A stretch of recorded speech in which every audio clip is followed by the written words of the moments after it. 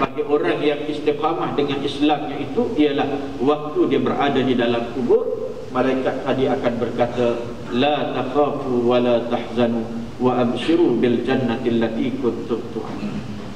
Saudara, jangan takut, jangan bimbang, jangan rasa sedih, jangan rasa duka cita, bergembiralah kamu dengan syurga yang Allah Ta'ala janjikan untuk kamu. Lokasi yang ketiga, yang terakhir, kata ulama, ialah apabila manusia itu dibangkitkan daripada kubur. Bila kita dibangkitkan daripada kubur, maka malaikat akan datang berada di sebelah kita dalam situasi manusia pada masa itu dengan logonya, dengan temanya nafsi-nafsi. Ya, nafsi-nafsi, masing-masing urus diri masing-masing. Ya.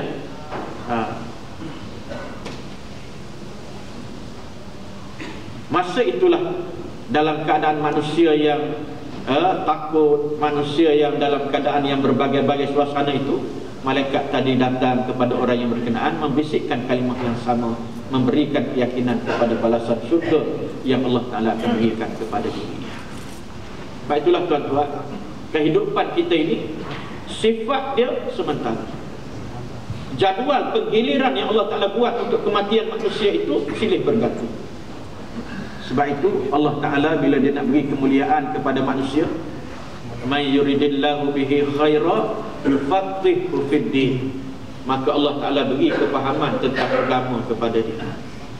Sebab itulah tuan-tuan, dalam dunia ni, dalam sejarah dunia ni, perkembangan Islam, kita tengok ada orang-orang yang alim yang menyelamatkan manusia yang ada. Pernah berlaku di zaman Harun Ar-Rasyid.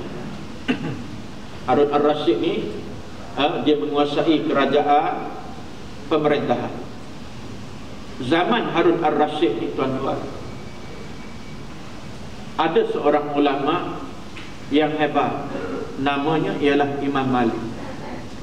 Imam Malik rahimahullah seorang yang ilmunya Masya Allah.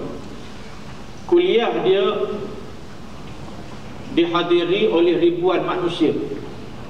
Ke awal orang datang sikit, kemudian bila dengar kuliah dia bertambah, makin hari makin bertambah, makin hari makin bertambah.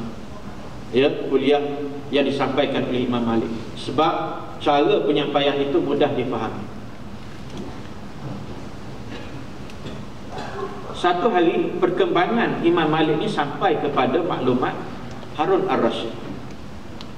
Lalu Harun Ar-Rasyid panggil seorang pegawai dia, minta supaya sampaikan pesanan kepada Imam Malik, supaya Imam Malik masukkan dalam jadual kuliah dia untuk datang kuliah di tempat dia, di istana, supaya Imam Malik dapat membentuk suatu pemikiran, kefahaman agama terhadap pegawai-pegawai dan juga menteri-menteri dia. Dia nak supaya kepimpinannya itu terpimpin dengan agama. Pegawai-pegawai dia, menteri-menteri dia tu terpimpin dengan agama. Nak buat sesuatu, tanya dahulu agama. Jadi dia minta Imam Malik ni datang mengajar di istana. Pegawai dia pun pergi jumpa dengan Imam Malik. Lalu Imam Malik dengar permintaan tadi, dan Imam Malik sebut kepada orang yang berkenaan. Dia kata, aku minta maaf banyak sebab Rasulullah tidak pernah membezakan di antara manusia. Level manusia ni tidak pernah dibezakan oleh Nabi. Yang membezakan kita sesama manusia ini ialah orang yang paling bertakwa di kalangan kita. Lalu kata Imam Malik, beritahu aku tak akan pergi ke istana untuk mengajar di sana. Pegawai tadi balik report kepada Harun Ar-Rasyid. Harun Ar-Rasyid dengar, Masya Allah, dia kata, ada juga rupanya orang yang tolak permintaan daripada istana ni. Ya, kalau zaman sekarang ni berebut lah tuan-tuan kan. Ya, ada yang kena sabotaj pun ada ustaz. Ya, dia telefon ustaz ni daripada istana ni ha. Ustaz tu kata, yo, jadual ustaz tu 13 hari bulan 10 kan. Ya, saya dah tanda dia kata masuk jadual. Minta maaf lah ustaz, tarikh tu kita tunda. Jadi ustaz ni tu ingatkan ustaz tu memang betul daripada istana negara, dia pun tak pergi. Rupanya ustaz telefon tu pergi. sabotaj, sama-sama ustaz. Ya, Harun Ar-Rasyid ni bila dia dapat maklumat mengatakan bahawa Imam Malik tak dapat datang untuk menyampaikan kuliah di istana, maka Imam Malik Harun Ar-Rasyid dia tak buat tindakan. Dia tahu bahawa perkataan itu adalah perkataan daripada seorang yang alim, mesti ada alasan, hujjah. Suasana itu berterusan sehingga 2 bulan, hampir 2 bulan.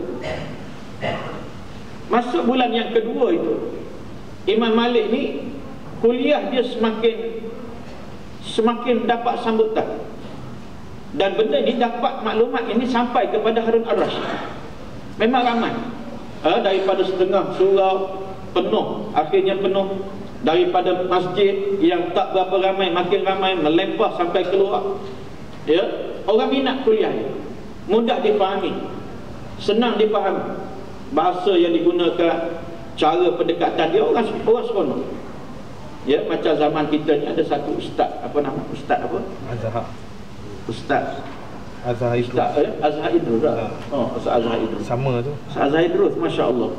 Kalau dia kuliah tuan-tuan dekat satu surau, 5 buah surau sekeliling tu kena tutup.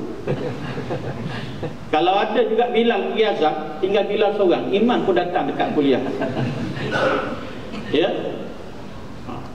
Kadang bila kita duduk dengan kuliah dia, masya-Allah, orang ramai. Ya. Saya kuliah dekat masjid KLIA hari tu.